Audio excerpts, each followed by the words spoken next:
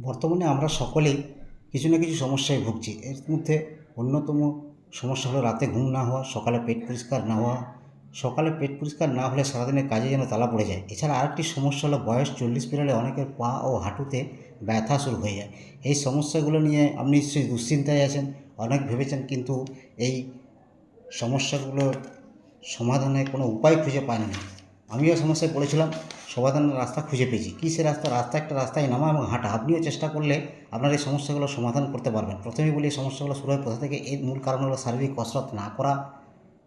আমরা হাঁটা ছেড়ে দিয়েছি, সাইকেল ছেড়ে বাইক চালাচ্ছি, কুয়ো থেকে জল তোলা বন্ধ, নিজে কাপড় কাচার বদলে ওয়াশিং মেশিন ব্যবহার করছি। এসব কাজের মধ্যে আমাদের কায়িক পরিশ্রম হতো এবং সব কিছু ঠিকঠাক চলতো।